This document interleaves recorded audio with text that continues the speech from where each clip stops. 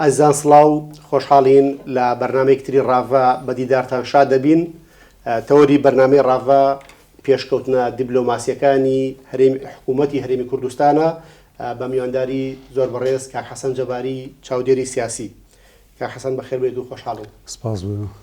کاک حەسەن، هەرێمی کوردستان لە ماوەکانی ڕابردووە بە تایبەتیش لە ماوەی کابینەی نوێمە جارێکی تر گرنگی و بایەخی بۆ پرسی دیبلۆماسیەت لە ئاستێکی پێشکەوتوایە و لە ماوەکانی ڕابردووە بینیمان کە سەرۆکی حکوومەتی هەرێمی کوردستان سەردانی بەشێک لە دەوڵەتانی کەنداوی عەرەبی کرد و دوایین سەردان بەر لە سەردانەکەی بەریتانیای چووە تورکیا و لەوێش کۆمەڵێک دیدار لەسەر ئاستی لوتکە هەبوو چوون بۆ بەریتانیا و سەردانی بەریتانیا و ئەو ئاستە دیبلۆماسی کە بینیمان لە پەیوەندەکانی هەرێمی کوردستان و بەریتانیا جێگەی سەرنجی بەشێکی زۆر لە میدیاکان لە ناوەندەکانی توێژینەوە و لە مەحفەلە سیاسیەکان بوو. پێم خۆشە بۆ باز لە گفتوگۆکەمان بکەین کە زۆر جار لە ناوخۆوە بەشێ لە چاودێرانی سیاسی بە ئاگایانی سیاسی ڕخنەی حکوومەتی هەرێمی کوردستانیانەکرد لەوەی کە پەیوەندیەکانی لەگەڵ بەریتانیا لە ئاستی پێویستان نییە. زۆر جار بەراوردیانەکە بە بەشێک لە پەیوەندیەکانی هەرێمی کوردستان و دەوڵەتانی تر، بۆ نمونە پەیوەندەکانی هەرێمی کوردستان و ویلایەتە گرتوەکانی ئەمریکا کە ئاستێکی باش لە پەیوەندی تۆمار کردووە و پەیوەندیکی هەمەلایەن و گشتگیر و پێشکەوتووە، بەڵام ئەم پەیوەندیانە لەگەڵ بەریتانیایە هاوشان نەبوو و ڕخنە و گازندە هەبوو لەوەی کە هەرێمی کوردستان گرنگی بە سێکتەری پەیوەندیەکانی خۆی بات لەگەڵ وڵاتی بەریتانیایە. خوێنەوە جەنابەت لەم بوارەوە چییە؟ زۆر سپاس بۆم دەرفەتە سەبارەت بە کابینەی نوێی حکوومەتی هەرێمی کوردستان وەکو هەموو لایەکمان ئاگداری من ئەگەر لە سەرەتای دەست بەکاربوونی کابینەکە باس بکەم و خۆتەزانین لە بەرنامەی کاری کابینەکە یەکێک لە خاڵە هەرە گرنگەکانی تەرخانکرا بۆ پەیوەندی و بابەتی دیبلۆماسی و لەلایەکەوە بۆ هەمە چەشنکردنی سەرچاوەکانی ئێمە لە داهاتوانەکەمە خاڵی گرنگ بوون و خاڵێکی استراتیژی بوون. پێم وایە هەر بیرکردەوەی ئەم کابینەی نۆ و شخصی کاک مەسرور بەرزانی من لەو قەناعەتەیەم کە پیاوێکی استراتیژی بوو بۆ قۆناغێکی سەخت و دژوار. پیاوێک بوو کە لە بیداتە کە دەستی بێشوکارەکانی کە هەمووان زانی قۆناغە سەختی کە حکوومەتەکە تیای بوو کابینەکە تیای بوو بە سەرۆکاتی کاک مەسرور ئەوە بوو کە هەمووان زانی سعری نەوت لە نزمترین ئاستی بوو لە یعنی لە مێژووی خۆیان و هەروە بەنسبەت پەتای کۆڕۆنا کە یەکێک بوو لەو دەردە جیهانیانەی گەوەی هەردووکیان دوو بەڵای جیهانی بوون کاتوانم تەسیری دانا و بەسەر دنیاە لەوانەیشە حکوومەتی هەرێمی کوردستانی بە بەرنامەیەکی ڕێکوپێک و بە شێوەیەکی ڕێکوپێک هەر چۆنێک بێ ئیدارەی ئەو ئەزمەیە ئیداری ئەو قەیرانە بکە کە زۆر کەس گرێوی لەسەرەوە کردوبوو کە نەتوانرێ ئەم کابینین لەو قەیرانە دەرباز بێ. بۆیە ئەم ویزگەی ئیستا دوای ئەوەی کە نۆت بژاوەتەوە تا دوای ئەوەی کە ئیستا ئێمە سەرچاوێکی گرنگی کەی وەکو گاز بەرهەمێنین و بتوانین ینی ئەو فەراغەیە کە هەیە دوای شەڕی ئۆکرانیا و رووسیا و ئەوە مقۆمقۆ و گفتوگویەوە هاتوۆتە پێش چی وڵاتێک یان چی شوێنێک دەتوانێت ئەوە بکات. دیارە لەم هەموو بابەتانە پرسی دیبلۆماسیێت کە دیوێکی گرنگی ئەوەیە کە چۆن ئابووری چۆن مەعیشەتی خەڵک چۆن ژیانی خەڵک چۆن وا بکەی هاوڵاتیانی خۆت باش بژی. دیارە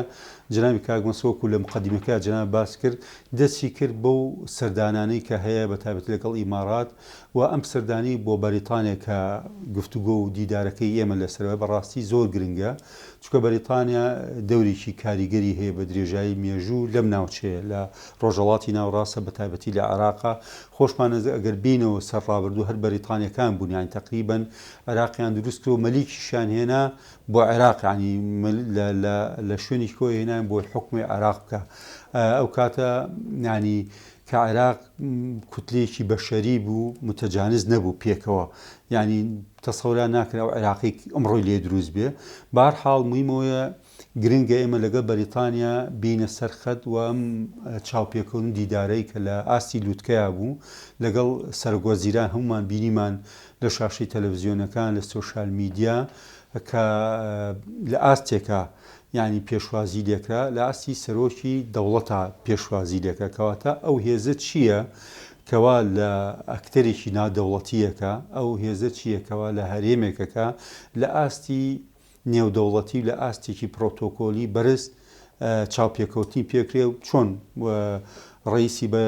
ئەمریکا و سەرۆکی هەر وڵاتێکی کە بچێ بە بریتانیا پێشوازی هەمان پێشوازی لە بەڕێز کاک مەسرور بەرزانی سەرۆکی حکومەت و شاندەیاوەرەکەی کرا و ئەتوانم بڵێم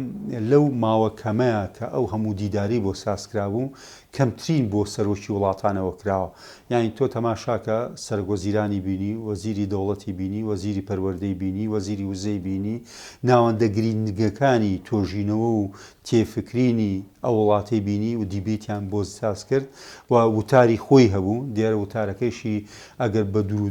درشتی سیر وتارەکەیکەی کە ڕۆژنامەکانی دەریشەوە ڕۆژنامە بەریتانیەکانیش باس و خواسیان لەسەر کردو. هەڵبەتە لە ئەگەستی تەماشای دوو گۆشەنیگای گۆشەنیگای بەریتانیەکان و ڕۆژاوەکان چۆن سەیریان دیداراکەن بەڕاستی لە ڕوانگەی وزەوە سەیریەکەن. ئەوان لە ڕوانگەی وزەوە سەیرەکەن کە هەرێمی کوردستان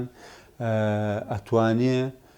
نەک بەدیلی ڕووسیا بێ نەک بەدیلی ئێران بێ، بەڵام ئەوەی پێ ئەکرێ لە وزە هاوکار بێ لەم تەنگەژی کە هەیە بە تایبەتیەوە ماوەیەکە ئەو شەڕی ڕووسیا و ئۆکرانیا دەستی پێکرۆوە ئاکامەکانی لە ڕووی ئابوووریەوە بە تایبەتی و لە ڕووی غازی سروشتی و ئەمانە تەسیراتی زۆری هەبووە بۆ فەڕەنسا بە تایبەتی بۆ ئەڵمانیا بۆ وڵاتانی ڕۆژاوە بەگشتی. بۆیە ئەو شەڕی ئۆکرانی کە بە وەکالەتێکە من لێرە ڕەنگەوە بەکار بڵێم ئاسان تەکرەوشەی ئەنفەوە خەیڕون لەکم ڕەنگە ئەو شەڕ و ئاشوبەی کە هەیە لە وڵاتانە ئەگەر باش ئێمە ئیسیسماریکەین و دەرفەت بێ بۆ بژانەوەی خۆمان کە سەرۆکی حکومەت زۆر بە ژیرانە و زۆر بە ئەجندێکی باش هاتووە کار لەسەر ئەمە لە فاکە کە چۆن بتوانێت لە ماوەیەکە بتوانانی ئێمە گاز هەناردەی دەرەوە بکەین کە بێگومان ئێمە تەجروبەی وڵاتانی کەشمان لە بەردەسە من چەند تەجروبەی قەتار هەیە کە لە بیدایەتە چۆن ئەوە هەوڵیان ناوە گاز بۆ خۆیان دامینکەن بۆ ناوخۆ ئەوەی لی زیادە بێ تەزدیریکە. هەڵبەتە حکومەتی هەرێمی کوردستانش کە حکومەتێکە بیر لە فرەچەشنیە کاتەوە خۆش ئاگادار بوو ینی پێشتر قسە لەسەرەوە کە ڕەنگە ماوەیەکی کە ینی وزە ئەو بایەخەی نەمێنێ بە تایبەتی نەوت و غاز، بەڵام دوای ئەوەی کە ئەم کێشەیە ڕوویە لە جیهانە کە ئەم شەڕە دروست بوو ئیسا جارێکی کە بڵین غاز و نەوت ئەهمیەتی خۆی پەیدا کردو. بۆیە ئەم هەنگاوانی سەرۆکی حکومەت بەو ئاراستی و لەم تۆقیتەیە و بۆ پێشوازێ پرۆتۆکۆلیە گەورەی کە لێنرا قەناعەتم وایە لە ئایندەیە بەرووبوومیە بێ بۆ هاوڵاتیانی کوردستان و خەڵکی کوردستان لێی بەهرەمەندە بن. خۆ دەزانین ئەو وڵاتانی ئیسا زۆر گەشە سندون ئەمەی ئێمە کەیکەین بڵین لە اقتصادا پێڵێن ڕەبحی سەریع واتە قازانجی خێرا، یان بۆ نمونە غاز و نەوت لەوانن کە قازانجی خێرای تیاکەی واتە زوو مردوودەکەی دەرەکەوێت زوو ئەتوانیت بەکاری بێنی بۆی کەرتەکانی کەی پێ پەرە بسێنەواتە کەرتی کوشتتوکاڵ دەتوانین لە قۆناغێکەوە بێتە قۆناغ کەرتی کوشتتوکاڵ لە قۆناغی کوشتتوکاڵی سادە بیکەی بە پیشەسازی کوشتتوکاڵی بەهۆی نەوت و غازەوانی ئەو فترەی یانە ئەو دەرفەتی کە دراوە بە حکومەتی هەرێمی کوردستان بەم کابینێ بە تایبەتی کە ئیستیغلالی کردووە ئیستیسماری کردووە بە شێوەیەکی جوان کە ئەوەیە ژینگەیەکی ئیستیسماری باشی دروست کردووە و دیار بوو لەو دیدارانە بەشێک لەو دیدارانە بۆ ئەوە بوو کە بە بەریتانیەکان بڵێن ئەتوانن ئێوە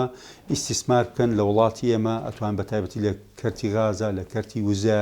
لە کەرتەکانی کێشا بێن ئیسیسمار کە حتاکو لە کەرتی پەروەردەیە ینی وەزیری پەروەردەیشی بینی و جگە لەوەش ئەگەر ئاگادار بی ڕئیسی وزەرای پێشوویشی بینی جۆن میجەر و تۆنی بلێر و ئەمانە کە ئەمانە بۆ خۆی بتوێنێتێ دنیایەک عیلاقات و پەیوەندی فراوانیان هەیە و ئاعتیبار بۆ قسەکانیان نەکرێ بۆ ئاراستیان نەکرێ بۆ تێفکرینیان نەکرێ. بۆیە ئەم دیدارە بۆ خۆی من وای بینمەوە یان دیدارێکی تەنیا دیبلۆماسی وشک نییە بەقەدرەوەی دیدارێکی دیبلۆماسی فرە ڕەهەندە لە ڕووی ئابوووریەوە لە ماوەیەکی ڕەنگە ناڵێم زۆر نزیک لە ماوەیەکی کە نەتیجەکانی بین و لە ڕووی پەروەردەییەوە و لە ڕووی تەکنۆلۆژیاوە لە ڕووی ئەمنیەوە ئەمانە هەمووی کۆمەڵی محور بوون کە لێوە دیدار و گفتوگویان لەسەرگاوە لە وتارەکەی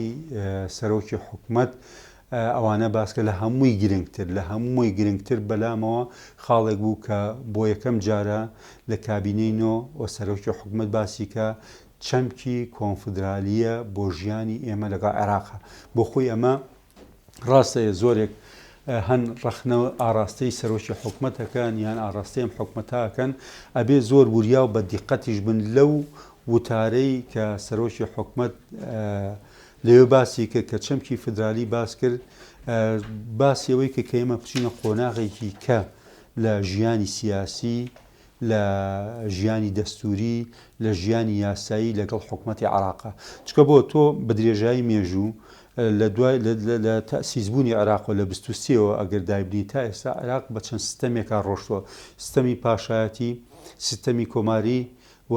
لەو سیستەمانەیەمە چیمان بەرکەوت زۆر جار خود مختاری بۆ کۆڵی حکمی زاتی حکمی زادەکەن جا کارتۆنی بووە ماوەیەک دوای بووە بەڕاستەقینە دوای پاش ململانێکی چەندەها ساڵ هاتین فیدرالیەمان چەسپی ئێستاش فیدرالیەت وەکو مۆدێلێک تاقیکرا بە تایبەتی ئەو دەستوری کە ئێستا هەیە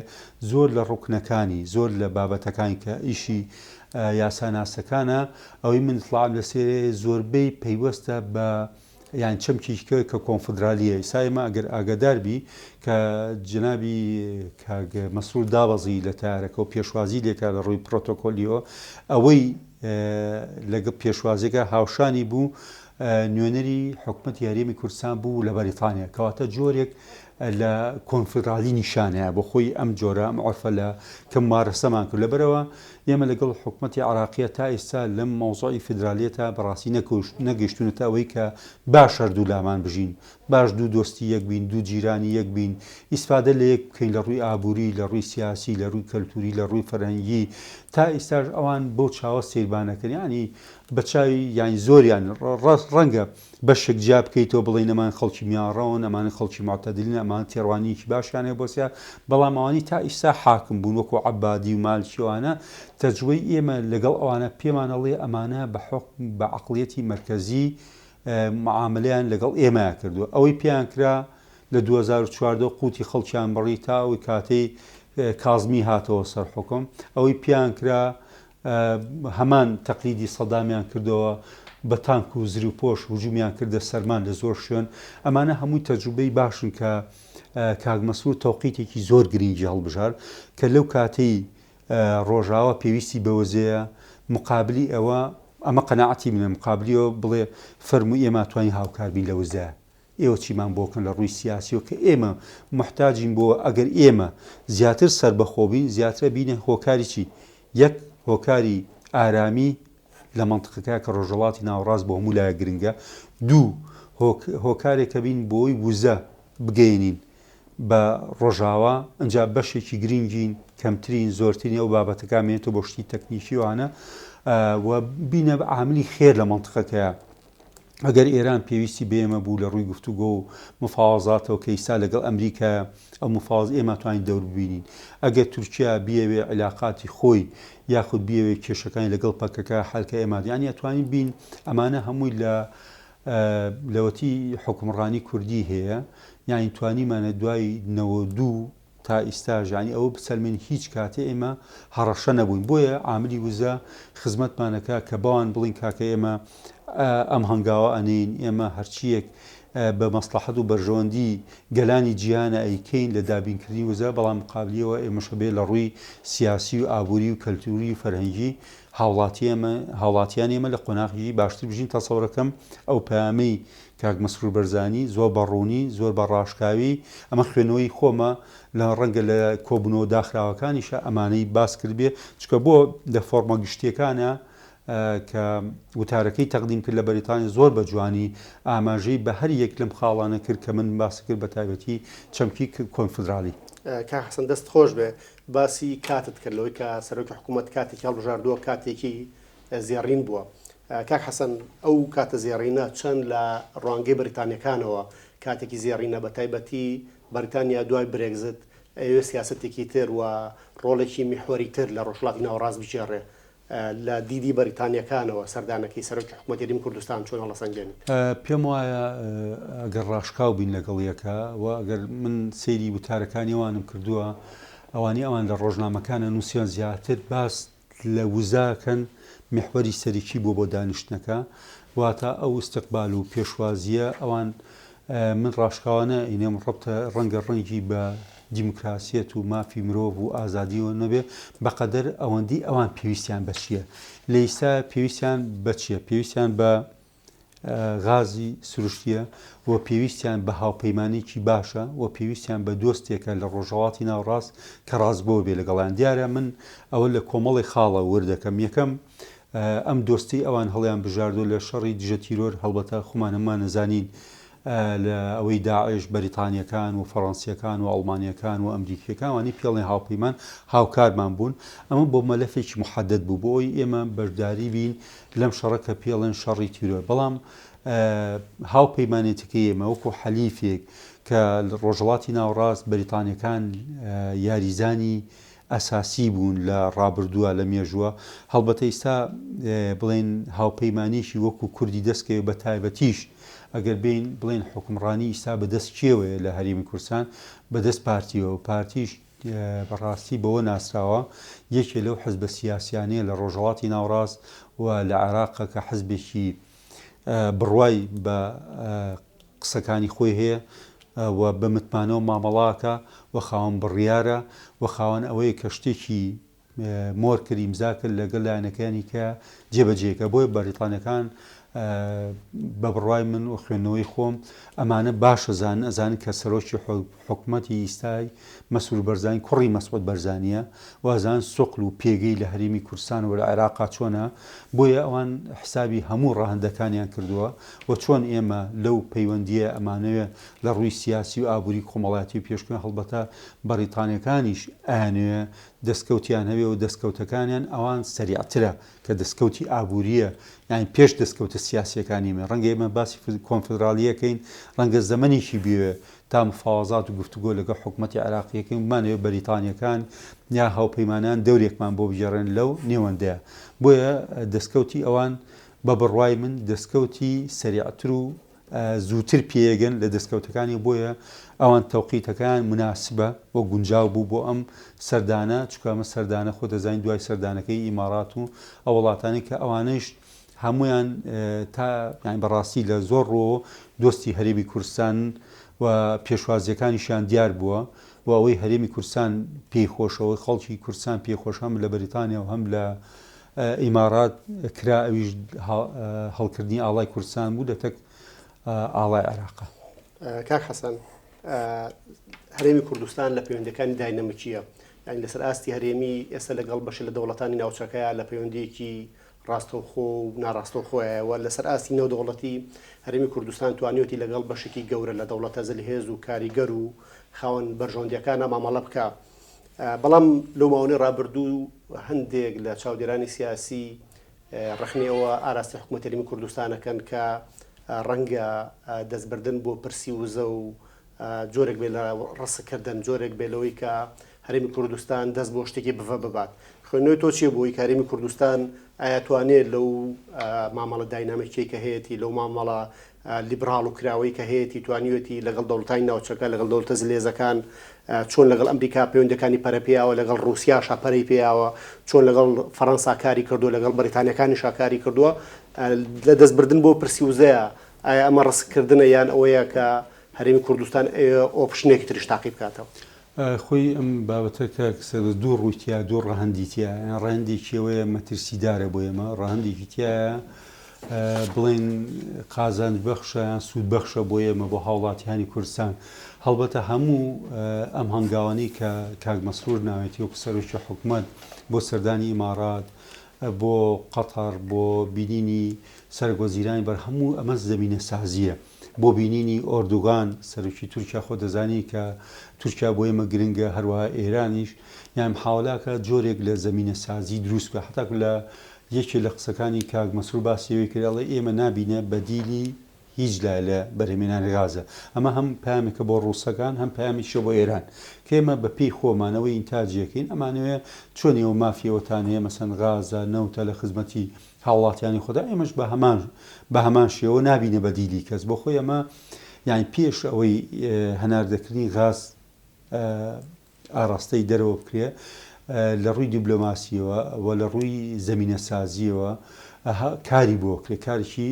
فرەچەشنی بۆ کراوە لەگە هەموو وڵاتانی کە پەیوەست بن بە تایبەتی تورکیا خۆمان زانین جەنابی کاگنی شیرمان بەرزانیش وەکو سەرۆکی هەرێم سەردانی تورکیای کرد و سەرۆکی تورکیای بینی و هەروە کاک مەسروژ لەم دوایانە پێش سەفەرەکەی بەریتانیا تورکیای بینی کەواتە تورکیاش دەورێکی گرنگە بەپێی هەندێک چاودێر ئەوانی شارەزان لە پرسی وزە ئەوەی من ئاگام لێبێ لولەی بڵین گاز لە هەرێمی خۆمانەوە خۆمان سەرپەرشتێک تا گەیشتۆتە تورکیا لە تورکیاشەوە بە شێوە ئوسوڵەکەی خۆی تەکنیکارەکان ئەڵێن تا سەسەڕەکەین لە ماوەیەکی نزیکەوە تەواوان ئەمە هەمووی پێویستی بە چییە بە زەمینە سازیە هەڵبەتە ئەم زەمینە سازیەش تەواان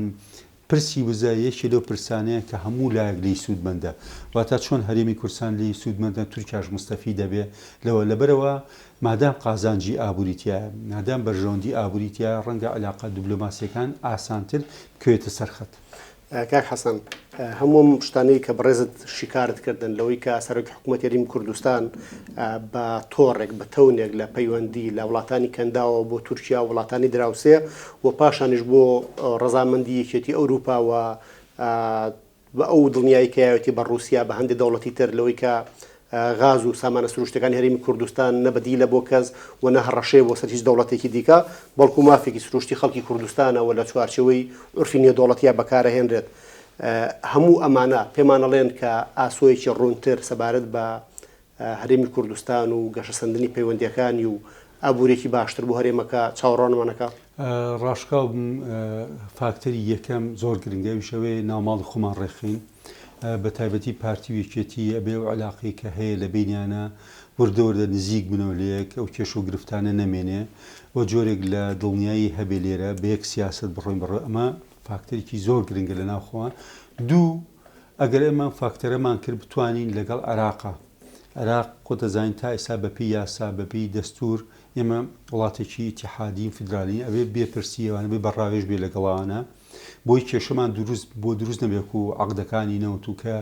خۆشبەختانە عەقدەکانی نەوتی وەزیری نەوت تی لە ساڵ هەشتای پەسەندە بەجێیە دەستوریە ئەوانە زۆر گرنگ بوو بۆیە لە ئێستا لە سەرەتای ڕێگەی مۆزۆی گازی هەن لە ئێستا بتوانین لە بەپێی مادەی 111 و 112 نەوتمان پێ تەرتیب کردووە یاسای غاز و نەوتیشمان هەیە لە هەرێمی کوردستان بەپێ و یاسا لە ئێستاوە هەموو شتە یاسایەکان هەموو شتە قانونیەکان هەموو شتە تەکنیکیەکان ئەوە شت دیبلۆماسی و سیاسەکان پێشەمەی بوو زەمینە سیاسی بۆ کراوە ئەوانیش بۆی بکرێ بۆی لە ئایندەیە بە دڵنیاییەوە بێتە سەرچاوێکی کە لە تەنیژنەوتەوە بۆ خۆشگوزەرانی خەڵک و ئەو پرسانی کە خەڵکەیەتی لە مەسەن ڕێخستنەوەی موچەی مانگانی خەڵکەوان زۆر گرنگە بەڕاستی کە موچە تاخیرەوەی خەڵک تووشی نیگەرانیە بێت تووشی بێتاقەتی بێ بۆیە حکومت پێویستە ئەم خاڵانە کە خاڵی ناوخۆین و خاڵی ناوخۆمان ناوماڵی خۆمان ئەمان ڕێکخوێنەوە بۆی بتوانین هاوتەریب لەگەڵ هۆڵەکانمان لەگەڵ عێراق و وڵاتانی کە بتوانین ئایندەیەکی باشمان نەبێ ئینشەڵڵا. کاک حەسەن جەباری چاودێری سیاسی سوپاس بۆ ئامادەبوون لە ڕاڤا گەر قسێکی ترت هەبێ لە خزمەتەکە. سپاس بۆ دەستان خۆش بێ. زۆر سپاس بۆ ئامادەبوون جەنابەت. ئازیزان تا ڕاڤەیەکی تر بەخواتان ئەسپێرین و خواتان لەگەڵ بێت.